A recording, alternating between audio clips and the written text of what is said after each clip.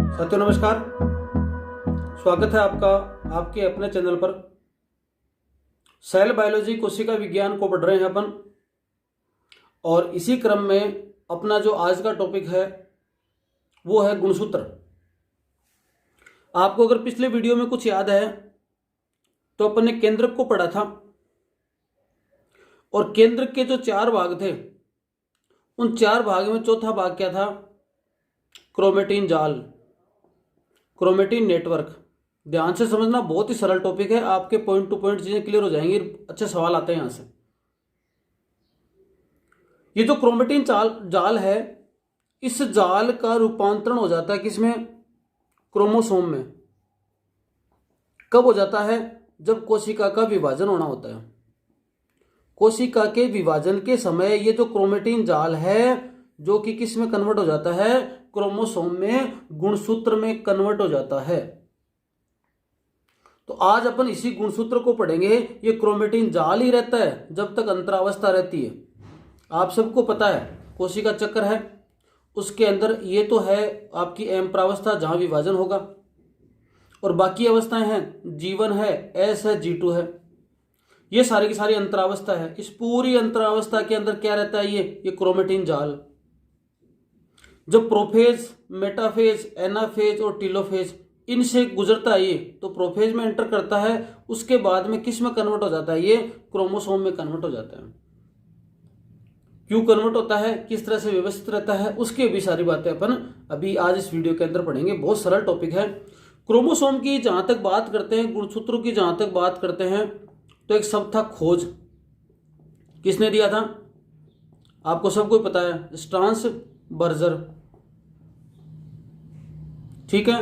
नाम किसने दिया? वाल्डेयर। डेट लिखो 1888 और यहाँ 1875। ऐसे डेट से संबंधित कोई चीज आती नहीं है, फिर भी ये याद रख लेना। क्रोमोसोम की संख्या की बात करें नॉर्मली, तो क्रोमोसोम की संख्या में आपको ये याद रखना है कि सामान्यतया जो अपने शरीर में सोमेटिक सेल होती हैं, कायिक कोशिकाएं होती हैं, उन सोमेटिक सेल में गुणसूत्र द्विगुणित अवस्था में होते हैं, डिप्लॉइड होते हैं ये। और ये डिप्लॉइड के साथ साथ में हर जीव में अलग अलग संख्या होती है। जैसे अपने शरीर के अंदर 23 पेयर होते हैं, मानव में 46 गुणसूत्र हो गए, डिप्लॉइड कंडीशन में होते हैं, द्विगुणित अवस्था में होते हैं। और जब गैमेटोजेनेसिस की प्रक्रिया होती है, गैमेट बनते हैं जहां, उन गैमेट के दौरान क्या हो जाते हैं? ये हैप्लॉइड हो जाते हैं, आधे हो जाते हैं। जैसे स्पर्म बना है, ओवम बना है, उन दौरान क्या बन जाते हैं? ये हैप्लॉइड हो जाते हैं, हाफ हो जाती है। प्लांट में भी ऐसा ही होता है। और एक याद रखने वाली बात है, कई बार एग्जाम में क्वेश्चन पूछा गया, एंडोस्पर्म भ्रूणपोष के अंदर जो इनका है नंबर है, वो आपको याद रखना है, ट्रिप्लॉइड होते हैं। भ्रूणपोष के अंदर त्रिगुणित होती है किसकी? क्रोमोसोम की संरचना। यहाँ हैप्लॉइड ही है, यहाँ डिप्लॉइड है, यहाँ हैप्लॉइड है, यहाँ डिप्लॉइड है, यहाँ क्या है? ट्रिप्लॉइड है। किसके अंदर? एंडोस्पर्म के अंदर। ये कई बार आ गया क्वेश्चन। गुणसूत्रों का जो हैप्लॉइड सेट है, इसके लिए पर्टिकुलर एक शब्द और काम में लेते हैं, जिसको क्या बोलते हैं? जीनोम। अगर मैं ये कहूं कि ह्यूमन जीनोम की स्ट्रक्चर ज्ञात करना है अपन, या ह्यूमन जीनोम की संरचना पढ़ेंगे, तो आपके दिमाग में ये आ जाना चाहिए कि 23 क्रोमोसोम की संख्या पढ़ने वाले हैं। मतलब हैप्लॉइड जो है ना, 23 पेयर है, तो 23 जोड़ी में से जो हैप्लॉइड स्ट्रक्चर है, या जो अगुणित संरचनाएं हैं, अगुणित संख्या है 23, क्योंकि 46 तो क्या है? द्विगुणित संरचना है, संख्या है। तो 23 की क्या करने वाले हैं? अपन संरचना पढ़ने वाले हैं। जीनोम शब्द आते ही आपके दिमाग में आ जाना चाहिए कि 23 की बात होने वाली है।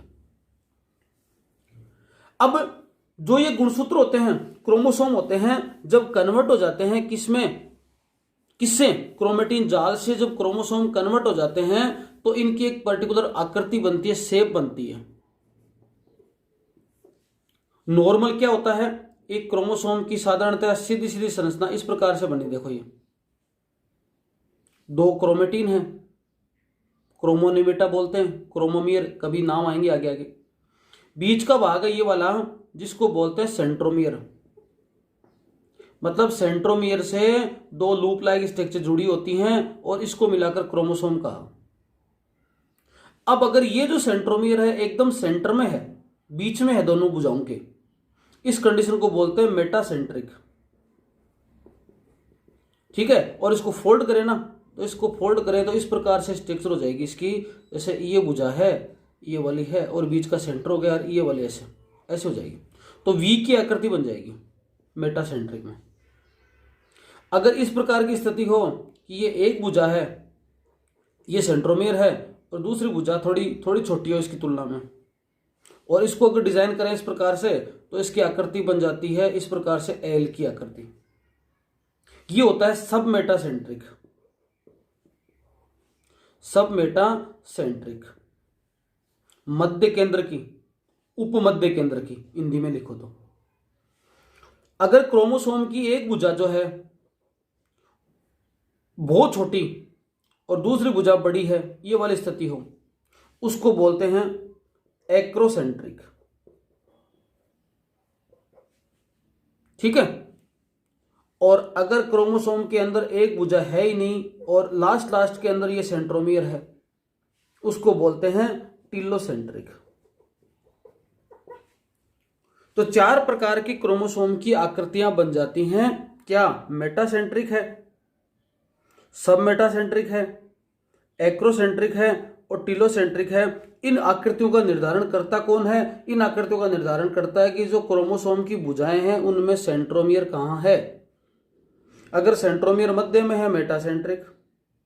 सेंट्रोमियर से ऐसा लगता है कि एक भुजा बहुत बड़ी एक भुजा छोटी है, तो उसको सब मेटासेंट्रिक। सेंट्रोमियर से ऐसा लगता है कि एक भुजा बहुत ज्यादा बड़ी एक जो बहुत ज्यादा छोटी है, उसको बोलते हैं एक्रोसेंट्रिक। और टीलोमियर, सेंट्रोमियर से लगता है कि एक भुजा तो है ही नहीं और लास्ट में सेंट्रोमियर है, उसको बोलते हैं टीलोसेंट्रिक। ऐसे आकार की बन जाते हैं स्ट्रक्चर। तो ये वी आकार की, ये देखा जाए तो इंग्लिश के एल आकार की, और इसका देखा जाए तो जे आकार की सी बन जाती है। थोड़ी सी भुजा होगी ना जे आकार की, इस प्रकार से अपन जे को लिखते ना, ये ऐसे जे बन गई, तो ऐसी भुजा बन जाती है। अगर इसको थोड़ा सा और आगे करें हैं तो ऐसे बन गई इतना सा। और ये है इसका कोई आई आकार की बोलते हैं, इसको इंग्लिश का शब्द हो तो आई आकार की। तो वी शेप, एल शेप, जे शेप और आई शेप बन जाते हैं क्या? क्रोमोसोम। ये इनकी शेप है। चार चीजें आपको याद रखनी है, चार स्टेप हैं जब अपन सेल डिवीजन पढ़ते हैं। एक आपको याद, सबको ही पता है, एक होती है प्रोफेज अवस्था, एक होती है मेटाफेज अवस्था, एक होती है एनाफेज अवस्था और एक होती है टीलोफेज अवस्था। ये अवस्थाएं हैं क्या? समसूत्री विभाजन की। और अर्धसूत्री विभाजन में भी नाम यही आते हैं, पर थोड़े उनमें और डिटेल आ जाती है। अब देखो, अगर आपको बढ़िया प्रश्न बता रहा हूं, एक बहुत बढ़िया प्रश्न है, 2-3 बार आ चुका है। अगर आपको गुणसूत्रों की संरचना का अध्ययन करना है, गुणसूत्रों की ये संरचना आपको चाहिए, ये संरचना देखनी है आपको, तो सबसे बढ़िया है कि आप उस समय देखें स्लाइड, तब जो सेल है वो किस स्टेज में है? मेटाफेज अवस्था में। गुणसूत्रों की संरचना सबसे बढ़िया कब दिखेगी? जब सेल किस अवस्था में है? मेटाफेज अवस्था में संरचना दिखेगी। और अगर इसकी शेप देखनी है, स्ट्रक्चर देखनी है, तो मेटाफेज में जाइए। और इसकी शेप देखनी है, आकृति देखनी है, किस आकार में व्यवस्थित है, ऐसा देखना है, तो आपको मेटाफेज से थोड़ा आगे जाना पड़ेगा, एनाफेज के अंदर। इतने से याद रख लो, आकृति का बराबर एनाफेज, एनाफेज। और ये कैसे याद रहेगा? देखो ए है ना यहाँ पर भी, और यहाँ पर ये ए है, तो आकृति का मतलब एनाफेज है, और संरचना की बात करोगे तो याद रख लेना मेटाफेज है। मेटाफेज, ये दो शब्द हैं, ये सीधे सीधे दिए हुए हैं बुकों में।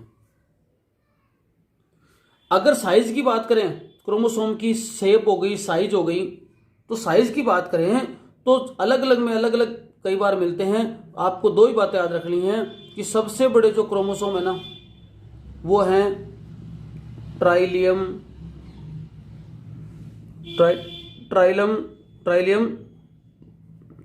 ग्रैंडिफ्लोरम के जो हैं क्रोमोसोम, वो सबसे बड़े हैं। प्लस सबसे छोटे क्रोमोसोम की बात करें तो किसके हैं? फंगस में होते हैं एंड बर्ड्स में होते हैं। तो बर्ड्स और फंगस में छोटे होते हैं। और सबसे बड़े क्रोमोसोम की बात करें तो किसके अंदर मिले, ये सबसे बड़े क्रोमोसोम मिले ट्राइलियम ग्रैंडीफ्लोरम। ठीक है, प्लांट है कोई, है ना, क्या है ये प्लांट है। इस प्लांट के क्रोमोसोम हैं वो सबसे बड़े होते हैं साइज के अंदर। ये सब आपने देखा कि इतनी देर में आपको ये आइडिया लग गया कि किस प्रकार से क्रोमोसोम की संरचना है, शेप है। इस प्रकार की स्ट्रक्चर को अपन देख सकते हैं। 4 आकृति है, मेटासेंट्रिक, सब मेटासेंट्रिक है और एक्रोसेंट्रिक है, टिलोसेंट्रिक है। ये वी शेप है, एल शेप है, जे शेप है और आई शेप है। क्रोमोसोम के स्ट्रक्चर के अंदर भुजाएं हैं। ये वाला देखो सिंपल सी स्ट्रक्चर बनाई जा रही है, सरल सी, बाद में आप इसको समझ लेना, बस ज़्यादा डिटेल में नहीं बना पाऊंगा मैं। ठीक है, ये मान लो 1-2 भुजाएं हैं इसकी और ये स्ट्रक्चर एक, ठीक है। इनके ऊपर इस प्रकार से स्ट्रक्चर बनी होती हैं, ये वाले ऐसे लास्ट तक। ये जो ये भाग है इसी को बोलते हैं प्राइमरी कॉन्स्ट्रक्शन, प्राथमिक संकीर्णन, यही है सेंट्रोमियर। अगर इस प्रकार की गांठ और कहीं बन जाती है उसको बोलते हैं सेकेंडरी कॉन्स्ट्रक्शन। ये लास्ट का जो भाग है उसको कहा जाता है सैटेलाइट। एक एक को देखेंगे अभी, ठीक है। ये जो स्ट्रक्चर बनी हुई है इसका नाम है क्रोमोनीमेटा,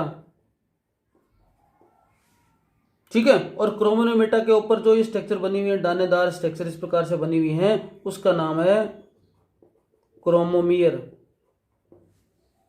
ये कुल इतनी संरचनाएं हैं कि प्राइमरी कॉन्स्ट्रक्शन, प्राथमिक संकीर्णन, द्वितीयक संकीर्णन, उसके बाद में जो लास्ट का पार्ट है उसको क्या बोला गया, उसको बोला गया सैटेलाइट डीएनए या सैटेलाइट क्रोमोसोम। और बीच बीच की स्ट्रक्चर है वो 2 हो गई है, और एक क्रोमोनीमेटा और एक हो गया क्या, क्रोमोमियर। दानेदार जो संरचना है वो क्रोमोमियर है, और ये जो बाकी इस प्रकार से लाइनिंग वाले डीएनए जैसी संरचनाएं बनती हैं उसको क्या बोलते हैं, क्रोमोनीमेटा, ऐसा कह सकते हैं। और ये पूरा का पूरा क्या है, ये क्रोमेटिड। क्रोमेटिड के ऊपर क्या, क्रोमोनीमेटा और क्रोमोमियर है। अब देखो यहां पर अपन अगर इनके पार्ट देखा जाए, आप लिख लेना इनको, अगर एक एक को देखें तो अपन इन चीजों को पढ़ने वाले हैं। क्या पढ़ने वाले हैं, सबसे अपन पहले पढ़ने वाले हैं क्रोमेटिड। 2 नंबर पर अपने को फिर पढ़ना है क्रोमेटिड के अंदर क्या, क्रोमोमियर, ठीक है। फिर थोड़ा आगे बढ़े तो स्ट्रक्चर में पता चला सेंट्रोमियर। एक एक को बता रहा हूं मैं थोड़ा थोड़ा, ठीक है। सेंट्रोमियर अपने आप में प्राइमरी कंस्ट्रक्शन हो गया। तो फिर अपन पढ़ेंगे सेकेंडरी कंस्ट्रक्शन, द्वितीयक संकीर्णन। फिर 5 नंबर पर पढ़ा अपन ने क्या, सैटेलाइट, ठीक है। और 6 नंबर पर एक चीज और देखोगे जिसको बोलते हैं टीलोमियर, सेंट्रोमियर के भी आगे, सैटेलाइट के भी आगे बात। इन 6 पॉइंट को एक एक बात इनकी थोड़ी थोड़ी देखते हैं। देखें, जब मेटाफेज स्टेज होती है, अभी बताया आपको कि जो मेटाफेज स्टेज होती है उस मेटाफेज स्टेज में अपने को 2 पर्टिकुलर लाइनिंग से दिखाई देंगी, इस प्रकार से 2 खंड से दिखाई देंगे मेटाफेज स्टेज में। उन दोनों खंडों को क्या कहा जाता है, उनको कहा जाता है क्रोमेटिड। अर्ध गुणसूत्र, मतलब एक गुणसूत्र है पूरा, ये उसके 2 भाग हैं। क्रोमेटिड का हिंदी में अर्थ होता है अर्ध गुणसूत्र, मतलब आधे गुणसूत्र है, आधा ये मिलकर क्या बना रहे हैं, गुणसूत्र बना रहे हैं। अब ये दोनों गुणसूत्र हैं वो एक बीच के अर्ध गुणसूत्र है ना, बीच में किसी भाग से जुड़े हुए हैं, उसका नाम क्या है, सेंट्रोमियर है। गुणसूत्र बिंदु बोल सकते हैं उसको। सेंट्रोमियर के द्वारा आपस में ये जुड़े रहते हैं। जब एनाफेज स्टेज होती है, कौन सी स्टेज, एनाफेज स्टेज में क्या हो जाते हैं, एनाफेज स्टेज के अंदर ये में पृथक व विपरीत ध्रुवों पर चले जाते हैं, और उस समय तक तो साथ रहते हैं, और एनाफेज स्टेज के अंदर पृथक होकर विपरीत ध्रुवों की तरफ चले जाते हैं। इस क्रोमेटिड का फॉर्मेशन कहां पर हुआ, क्रोमेटिड का जो निर्माण है, क्रोमेटिड का जो फॉर्मेशन है कब हुआ, क्रोमेटिड का फॉर्मेशन अभी बताया था आपको कि जो क्रोमोसोम बनते ही कहां पर है, एम फेज के अंदर। इंटरफेज के बाद में।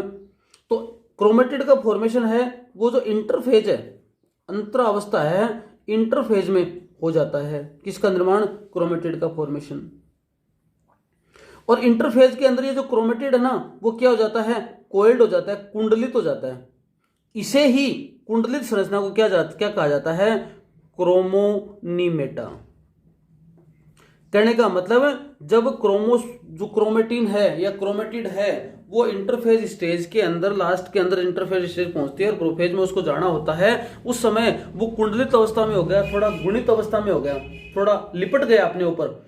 उस कुंडित अवस्था को क्या कहा? वर्ण गुणसूत्र कलर हो गया ना उसमें, तो उसको क्रोमोनीमेटा कहा जाता है। कोइल्ड स्ट्रक्चर है किसकी? क्रोमेटिड की।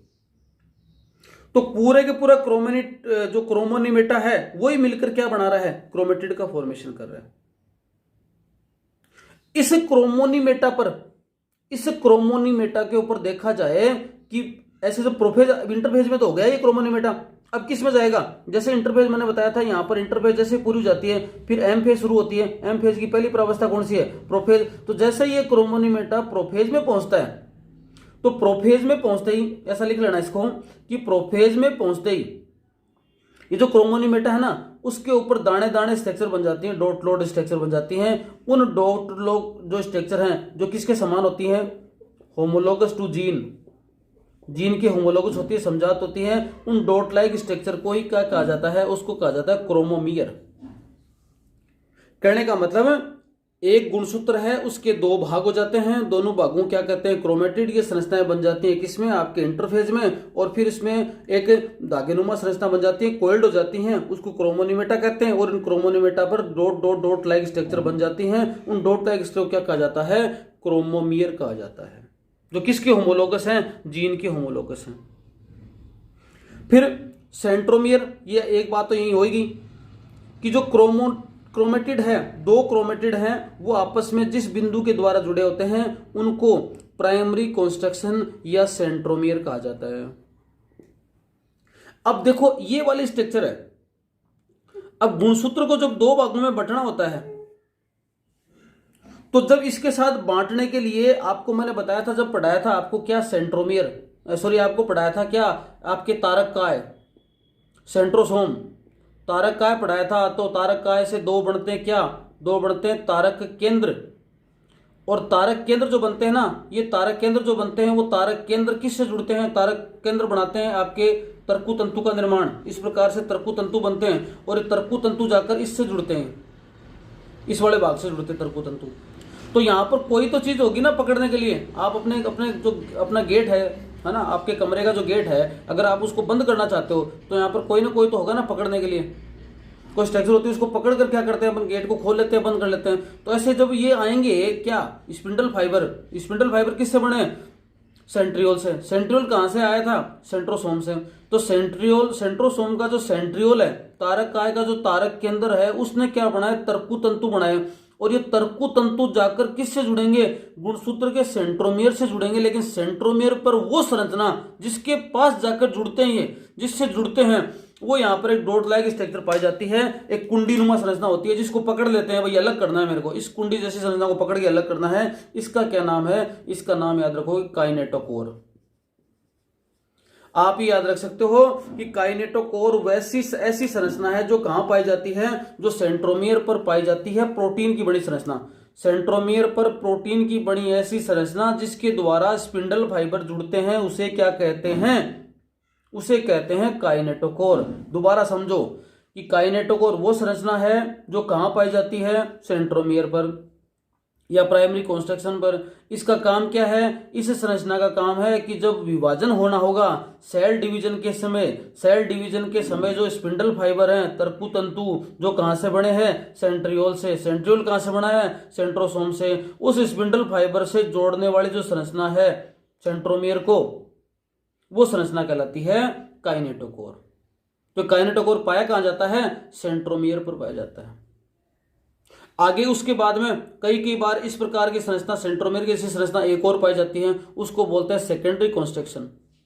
सेकेंडरी जो कंस्ट्रक्शन है, अभी डायग्राम में देखना, सेकेंडरी कंस्ट्रक्शन है, उसको दूसरा नाम भी बोलते हैं न्यूक्लियोलर ऑर्गेनाइजिंग ऑर्गेनाइजेशन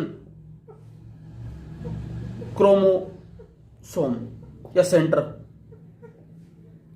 इसी से स्थान पर, मतलब जो अभी गुणसूत्र की आपने संरचना बनाई थी, इस प्रकार से एक बनाया था, फिर ये आपके इस प्रकार से संरचना बनाकर अपन ने ये बना दिया था प्राइमरी कंस्ट्रक्शन, फिर बनाकर यहां पर ये बनाया था अपन ने ये सैटेलाइट वगैरह। तो जो सेकेंडरी कंस्ट्रक्शन है ना, द्वितीयक संकीर्णन, इस द्वितीयक संकीर्णन पर ही किसका निर्माण होता है? इसका निर्माण होता है केंद्रिका का या केंद्रिक का, न्यूक्लियोलस का।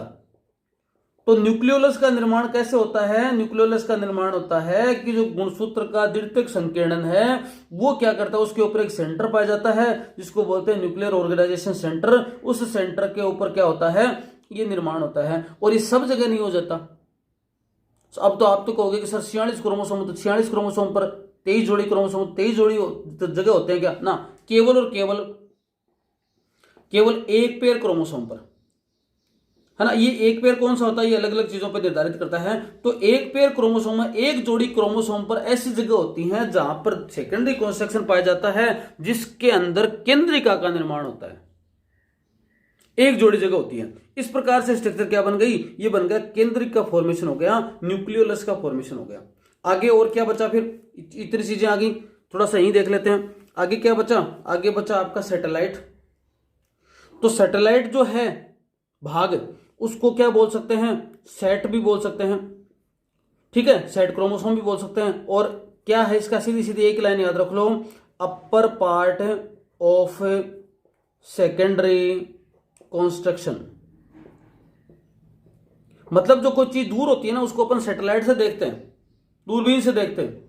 जैसे मान लो कि आपको अभी चंद्रमा को देखना है, तो अपन चंद्रमा पे, जैसे अपने पृथ्वी पे कोई चीजें देखनी होती हैं, तो चंद्रमा पे कोई सैटेलाइट लगाया या ऊपर कोई आसमान में कोई सैटेलाइट लगाया, उससे सारी चीजें दिखाई देती हैं। तो सैटेलाइट का मतलब वो दूर, तो यहां पर इतना बड़ा है, यहां से लेकर यहां तक देखा जाए तो ये वाला छोर है वो इसके लिए सैटेलाइट ही है। तो ये वाला भाग है वो कहलाता है सैटेलाइट डीएनए या सैटेलाइट क्रोमोसोम। और सबसे लास्ट वाला भाग कहलाता है क्या? टीलोमेयर, जो कि दोनों छोरों पर है।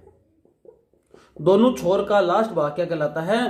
टीलोमेयर कहलाता है। और जो एज होती है ना, अपनी जैसे जैसे एज बढ़ती है तो वैसे वैसे अपने शरीर में एक एंजाइम होता है, वो टीलोमेयर को कम कर देता है। कम क्यों कर देता है? क्योंकि ड्यू टू टीलोमेरेज एंजाइम की कमी या अनुपस्थिति के कारण से ये जो टीलोमेयर है वो धीरे धीरे छोटा होता जाता है। और लास्ट का भाग है, तो इतने क्रोमोसोम का मान लो इतना इतना पोर्शन हर बार कटता रहे तो एक क्रोमोसोम छोटा बढ़ता रहता है। और अंततः अपनी मृत्यु का कारण यही माना जाता है कि अपने शरीर में टीलोमेयर कम पड़ता गया। टीलोमेयर क्यों छोटा होता गया? क्योंकि टीलोमेरेज एंजाइम की संख्या मात्रा कम होती गई। देखिए आगे, छोटा वीडियो बने इसलिए मैंने पहले से लिख लिया। केमिकल कंपोजिशन में बात करें तो क्रोमोसोम की केमिकल कंपोजिशन में आपके न्यूक्लिक एसिड है, डीएनए आरएनए होता है, प्रोटीन है जो दो प्रकार के हैं, बेसिक भी होंगे और एसिडिक भी। बेसिक होंगे उनको स्टोन प्रोटीन कहते हैं, और जो मिनरल साल्ट होते हैं, कैल्शियम है, मैग्नीशियम है, सोडियम है, ये सब पाए जाते हैं। जो स्टोन प्रोटीन है उसके देखो मुख्य ये प्रकार हैं, एक H1 है, H2A, H2B, H3 और H4। अब देखो अपन ने शुरू में बताया था कि जो केंद्रक है ना, थोड़ा सा समझने वाला टॉपिक है। केंद्रक की जो साइज है वो आपके 5 से लेकर 20 माइक्रोन के आसपास है। और अपना जो डीएनए है उसकी साइज है लगभग 2 मीटर।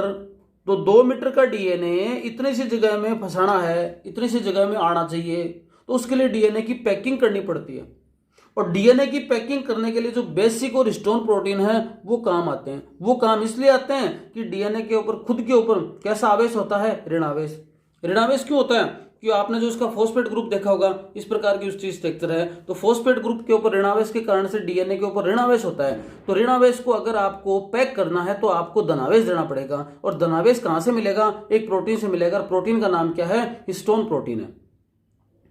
इस हिस्टोन प्रोटीन के ये प्रकार हैं H1, H2A, H2B, H3, H4। कैसे काम करता है देखो, ये पहले 4 पकड़ो, ऊपर वाले को छोड़ दो एक बार, ये वाले पकड़ो। H2A, ठीक है, H2B, इधर H2B, H2A, फिर देखा जाए H3, H4, H4, H3। ऐसे करके ये जो हैं इन्होंने एक स्ट्रक्चर बना ली, ये आपस में जुड़ गए, इतनी सारी चेन बन गई। इसको कहा गया ऑक्टामर। नाम से पता चला है 4 तो इधर है ऊपर की साइड में और 4 इधर की साइड में है। ये 8 क्या हो गए, ये 8 जुड़ गए प्रोटीन अमीनो अम्ल। ये 8 प्रोटीन मिलकर एक स्ट्रक्चर बनाते हैं जिसको क्या बोलते हैं, ऑक्टामर बोलते हैं। और इस 8 प्रोटीन के ऊपर एक डीएनए है वो लिपटना शुरू करता है और इस डीएनए के लगभग इस प्रकार से 2.25 राउंड, 1 सही 3/4 लगभग होता तो 1.66 के आसपास है, तो 1 सही 3/4 मतलब लगभग इसके 2.25 राउंड आ गए। और 2.25 राउंड बन गया ना, इस पूरी स्ट्रक्चर को क्या कहा गया, इसको कहा गया न्यूक्लियोसोम। क्या कहा गया, न्यूक्लियोसोम। ऐसे फिर ये स्ट्रक्चर दूसरी बन जाएगी, दूसरा न्यूक्लियोसोम, जिसके अंदर ये H2A, H2B, H2B, H2A, H3, H4, H4, H3 और ये फिर से आ गया, शुरू हो गया इस तरह से 1.5 round, 2.25 round.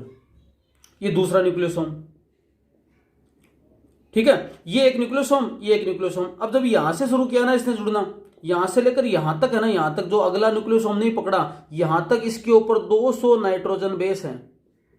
Adenine, guanine, cytosine, thymine ये सब है, क्या है, यहां से लेकर यहां तक 200 हैं। इसमें से लगभग तो यहां पर है 166 के आसपास और 34 के आसपास क्या है, इस बीच के ऊपर है। तो ऐसे एक न्यूक्लियोसोम जुड़ा, दूसरा न्यूक्लियोसोम जुड़ा, तीसरा न्यूक्लियोसोम जुड़ा, चौथा न्यूक्लियोसोम जुड़ा, पांचवा न्यूक्लियोसोम जुड़ा, छठा। इस प्रकार से ये राउंड इस प्रकार से बनता जाएगा और 200 200 200 200 200 200 करके करके जो पूरा राउंड बनेगा तो 1200 नाइट्रोजन बेस है इस स्ट्रक्चर में जुड़ जाएंगे। और जब 6 का बंडल बन जाएगा इसको कहा जाएगा सोलेनोइड। ठीक है, न्यूक्लियोसोम का मतलब कि 200 नाइट्रोजन बेस से जुड़ी हुई ऐसी संरचना जिसके ऊपर आपके हिस्टोन प्रोटीन पाए जाते हैं उसको न्यूक्लियोसोम कहा जाता है। अब ये जो बीच का जो डीएनए है ना, ये वाला, इस डीएनए को कहा जाता है लिंकर डीएनए।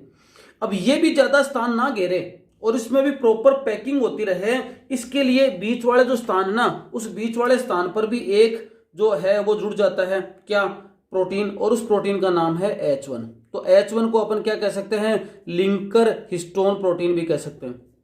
लिंक कर रहा है, इसको क्या कह सकते हैं, लिंकर हिस्टोन प्रोटीन कहा जा सकता है। H1 ये वाला जुड़ जाता है यहां पर H1 और H1 को क्या कहा जाता है, लिंकर हिस्टोन प्रोटीन। तो इस प्रकार से ये वाला ऑक्टामर बना, दूसरा ऑक्टामर, दोनों के बीच का जो डीएनए है उसको पैक करने के लिए कौन आया, H1 आया। इस प्रकार से एक यहां से लेकर यहां तक की जो है वो 200 नाइट्रोजन क्षार जुड़ गए, उन 200 नाइट्रोजन क्षार को पैक कर लिया इतनी दूर के अंदर। फिर ऐसे करके 6 जुड़ जाएंगे, तो 6 जुड़ जाएंगे तो स्ट्रक्चर क्या बनेगी, सोलेनोइड मॉडल बन गया। और ये सोलेनोइड मॉडल बनने के बाद में इस प्रकार से फिर इसके ऊपर एक राउंड आता रहेगा, फिर राउंड आता रहेगा, फिर राउंड आता रहेगा, और आप देखते हो इस प्रकार से राउंड बढ़ते बढ़ते बढ़ते बढ़ते इस प्रकार से स्ट्रक्चर बनती जाएगी। इस प्रकार से जब स्ट्रक्चर बनती जाएगी, पैक होती जाएगी, पैक होती जाएगी, पैक होती जाएगी, पैक होती जाएगी, बीच में कंस्ट्रक्शन आ गया, फिर इस प्रकार से पैक होती जाएगी, पैक होती जाएगी, पैक होती जाएगी, पैक होती जाएगी। ठीक है, इसी प्रकार से ये वाली स्ट्रक्चर बनी, ये वाली स्ट्रक्चर बनती जाएगी, ये पैक होता गया, पैक होता गया, पैक होता गया, पैक होता गया। यही तो गुणसूत्र है, और क्या है। इसको बोलते हैं डीएनए पैकेजिंग कहा जाता है, जिसमें आपके डीएनए की जो इतनी बड़ी स्ट्रक्चर है, 2 मीटर का डीएनए है, वो एक छोटे से केंद्र के अंदर समा जाता है, उसके अंदर फिट हो जाता है। न्यूक्लियोसोम का जो मॉडल है, न्यूक्लियोसोम का मॉडल है वो दिया गया किसके द्वारा, कोर्नबर्ग एंड थॉमस। और उसके बाद में जो सोलेनोइड की बात आती है, सोलेनोइड का मतलब 6 न्यूक्लियोसोम, ये किसने दिया था, फिंच व क्लग ने। याद रख लेना थोड़ा सा। कार्य क्या है, फंक्शन के, इसके आपके कार्य क्या है, गुणसूत्र के हैं, सबको पता है क्या है ये, आनुवांशिकता के वाहक हैं। आनुवांशिक गुणों को एक पीढ़ी से दूसरी पीढ़ी में क्रोमोसोम के द्वारा फैलाया जाता है। 2 नंबर पर क्या याद रखोगे कि ऑल एक्टिविटी कंट्रोल, अपने शरीर की सारी एक्टिविटी किसके द्वारा कंट्रोल की जाती है, जीन के द्वारा। और जीन कहाँ पर है, ये क्रोमोसोम के छोटे छोटे पार्ट जीन है ये। न्यूक्लियोलस का, केंद्रिका का फॉर्मेशन यही हो रहा है, अभी बताया था। जो सेकेंडरी कंस्ट्रक्शन है उसके ऊपर सेंटर पाया जाता है। और सेल डिवीजन है, ये सारा का सारा किसके द्वारा किया जाता है, इसके द्वारा किया जाता है। तो ये सारी की सारी चीजें कुछ मोटे मोटे इसके फंक्शन है जो आपको पता चल गए गुणसूत्र के। एक टॉपिक को लगे हाथ यहां कंप्लीट कर लेते हैं। गुणसूत्र के प्रकार पढ़ने हैं आपको, कितने प्रकार के क्रोमोसोम होते हैं। ठीक है, क्या पढ़ने हैं? गुणसूत्र के प्रकार पढ़ने हैं, कितने प्रकार के क्रोमोसोम होते हैं, गुणसूत्र कितने प्रकार के होते हैं। देखो 4 प्रकार याद रखो। सबसे पहले वाला जो प्रकार है वो है आपके ऑटोसोम। दूसरा क्या बोलते हैं? पहला ऑटोसोम बोला गया, दूसरा क्या बोला गया? दूसरा बोला गया एलोसोम। तीसरे नंबर पर स्पेशल क्रोमोसोम और चौथे नंबर पर एसेसरी क्रोमोसोम। 4 प्रकार हैं, ये सब पता ही है। ऑटोसोम या बोल सकते हैं कायिक गुणसूत्र। अपने जो शरीर में 46 गुणसूत्र हैं उसमें से 44 क्या हैं? कायिक गुणसूत्र हैं, 22 जोड़ी। ठीक है जी। एक जोड़ी क्या है? Allosome, sex chromosome. सबको पता है कि 44 तो होते हैं क्या? XX। और अगला जो है नर के अंदर तो XY और मादा में बात करें तो XX। तो ये XY और XX क्या है? एलोसोम है। और ये 44 क्या है? XX। ये ऑटोसोम है। इतना तो सबको ही पता है। अब जो स्पेशल क्रोमोसोम है उन स्पेशल क्रोमोसोम के 2 प्रकार हैं। पहले का नाम है पॉलीटीन क्रोमोसोम, है ना। यहां पर थोड़ा डिटेल में लेंगे इनको। एक का नाम है पॉलीटीन क्रोमोसोम और दूसरे का नाम है lamp Bruce chromosome. Lamp Bruce chromosome. तो क्रोमेटिन क्रोमोसोम और लैम्प ब्रूस क्रोमोसोम है, उसको थोड़ा सा अभी अपन डिटेल में देते हैं। देखो जो पॉलीटीन क्रोमोसोम है, आप हेडिंग डाल लेना इसकी। पॉलीटीन क्रोमोसोम है, उसका दूसरा नाम एक और है, क्या है? Salivary gland chromosome. Salivary gland chromosome ये जो है, इस क्रोमोसोम पॉलीटीन क्रोमोसोम या जिसको सैलिवरी ग्लैंड क्रोमोसोम कहते हैं, इस क्रोमोसोम की जो खोज है, डिस्कवरी है, वो जिस वैज्ञानिक के द्वारा की गई थी उसका क्या नाम था? उसका नाम था बालबियानी।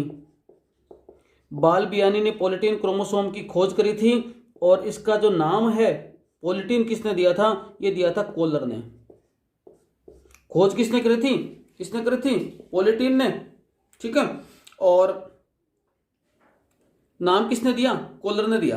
अब याद कैसे रहेगा? देखो ये जो एज होती है टीनेज, है ना, टीनेज मतलब जो अपनी अवस्थाएं हैं उसके अंदर जो है ना अपने बाल है ना, बाल उनको जो बढ़ाने की जो बाल बियाणी मतलब इस तरह से आप बढ़ाओ बाल को, है ना, जिससे कॉलर के ऊपर तक आ जाए। बाल ऐसे बढ़ाओ कि कॉलर के ऊपर आ जाए। एक टीनेज का बालक ऐसा बोलता है, ऐसे याद कर लोगे आप इसको। कहाँ इसको देखा गया? इसको देखा गया देखो डिप्टेरा। डिप्टेरा अपन जब इंसेक्ट पढ़ते हैं तो वहां एक आता है ऑर्डर। इस ऑर्डर के अंदर, डिप्टेरा ऑर्डर के अंदर देखा गया किसमें? मच्छर, जो ड्रोसोफिला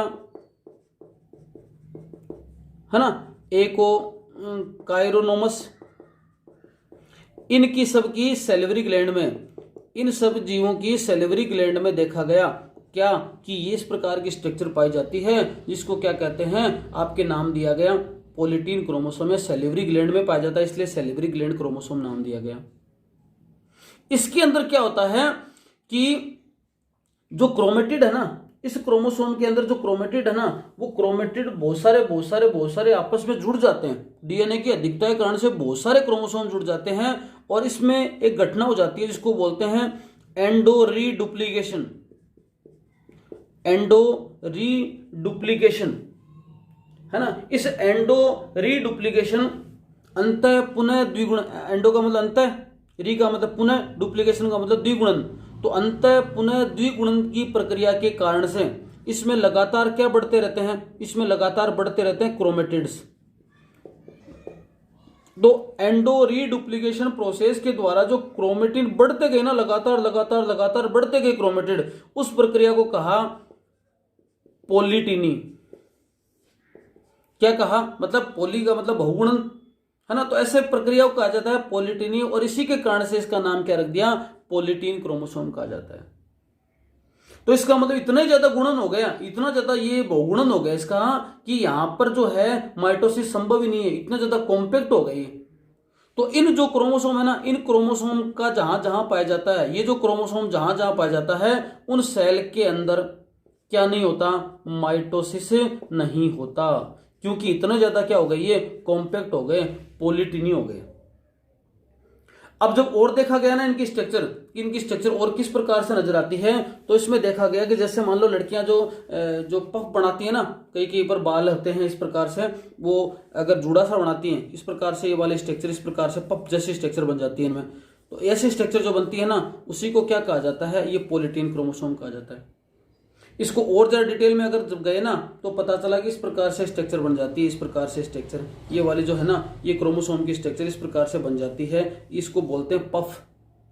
तो ये गहरी पट्टी, हल्की पट्टी, गहरी पट्टी, हल्की पट्टी। तो क्रोमोसोम की स्ट्रक्चर में देखा गया तो इसमें दो प्रकार की पट्टियां नजर आई।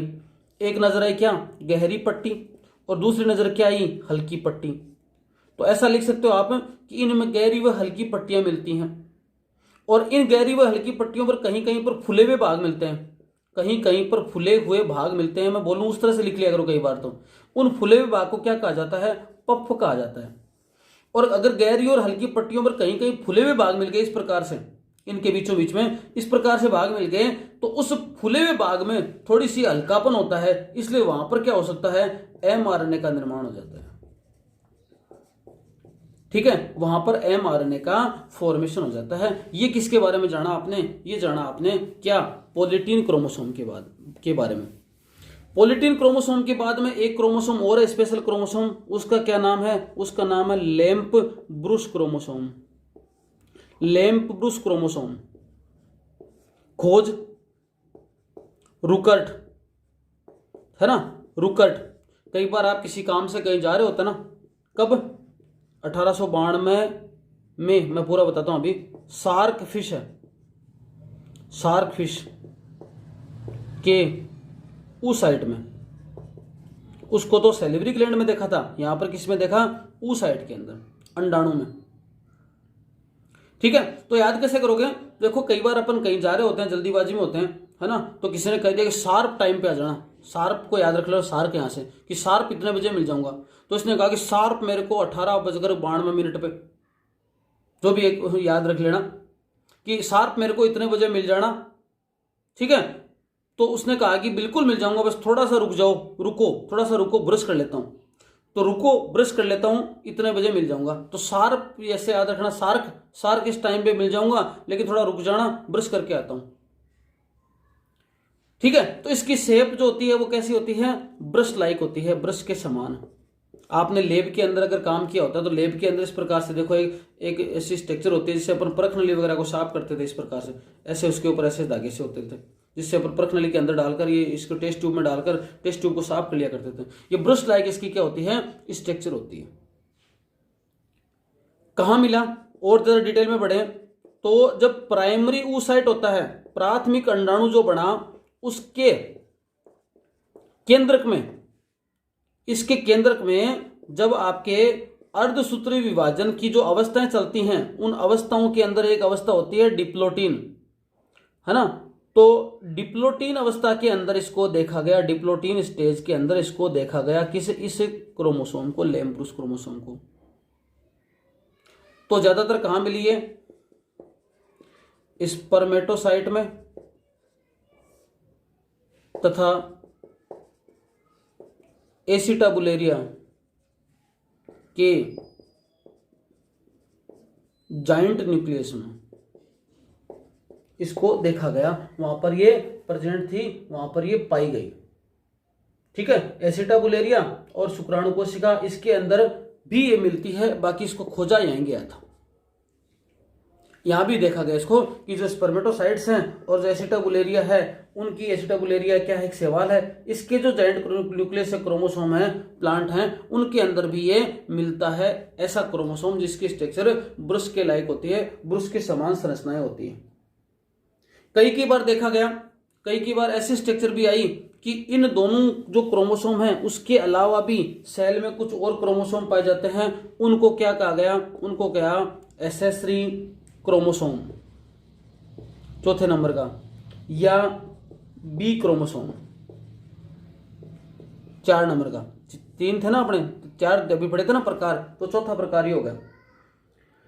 कई बार देखा जाता है कि अपने जो 46 क्रोमोसोम जैसे ह्यूमन में है या किसी भी जीव में जितना क्रोमोसोम होते हैं, उनके अलावा सामान्य गुणसूत्रों से भी छोटे, सामान्य गुणसूत्रों से छोटे गुणसूत्र पाए जाते हैं, जिन्हें क्या कहा गया, सहायक गुणसूत्र कहते हैं। जिन्हें सहायक गुणसूत्र कहते हैं, वो दूसरे गुणसूत्रों की क्या करते हैं, थोड़ी सी सहायता करते हैं, परंतु जो मेन गुणसूत्र होते हैं उससे उसकी साइज क्या होती है, छोटी होती है। इसको किसने खोजा था, विल्सन ने। किसने खोजा था, विल है। बिल होता है ना, बिल, इसके अंदर कोई जीव घुस जाता है तो उसकी क्या करता है, वो किसी दूसरे जीव से बचने में सहायता हो जाती है, तो बिल क्या करता है, सहायता करता है। तो विल्सन याद रखना कि विल्सन ने क्या खोजा था, सहायक गुणसूत्रों को खोजा था। इन गुणसूत्रों की प्रकृति कैसी होती है, हेटेरोक्रोमेटिन। अपन ने देखा था क्रोमेटिन में 2 प्रकार थे, एक तो हेटेरोक्रोमेटिन और एक यूक्रोमेटिन। ऐसा भाग जो ज्यादा जटिल होता है, ज्यादा गहरा होता है, उसको हेटेरोक्रोमेटिन बोलते हैं। ये अब अर्धसूत्री विभाजन होता है। अर्धसूत्री विभाजन के समय इनमें क्या नहीं बनते, इनमें जोड़े नहीं बनते, इनमें पैर नहीं बनते, और पैर नहीं बनते और ये गायब हो जाते हैं, अदृश्य हो जाते हैं, क्योंकि यहां पर जब कार्य नहीं होता तो इनकी कोई रुचि नहीं रहती, ये अदृश्य हो जाते हैं। इसीलिए ऐसा कह सकते हैं जो सामान्य गुणसूत्र हैं, जो एक पीढ़ी से दूसरी पीढ़ी में आनुवांशिकता के गुण को ले जाते हैं, आनुवांशिकता के गुण को ले जाते हैं कौन, सामान्य गुणसूत्र। ऐसा कोई इनका योगदान नहीं होता। ये गुणसूत्र इनके कारण से एक पीढ़ी से दूसरी पीढ़ी में लक्षण है वो ट्रांसफर नहीं होते। तो फिर इनका निर्माण कैसे होता है, इनका निर्माण होता है, जो सामान्य गुणसूत्र है ना, उन सामान्य गुणसूत्रों का कोई भाग कई बार टूट गया, तो सामान्य गुणसूत्रों के कोई भाग के टूटने से ये इस प्रकार से गुणसूत्रों का निर्माण हो जाता है, जिसे फिर सहायक गुणसूत्र कहा जाता है। कहाँ देखा ये, मक्का के अंदर, मक्का में, और कई बार कुछ कीट हैं, कीटों के बॉडी में कोटिंग गुणसूत्रों के साथ में इसको देखा गया सहायक गुणसूत्रों के रूप में। ये टोटल टॉपिक है वो क्रोमोसोम का है। थोड़ा सा बड़ा वीडियो है, पर इसको ध्यान से समझना, ध्यान से आप उसको याद कर लेना, बहुत ही सरल है, याद हो जाएगा। धन्यवाद।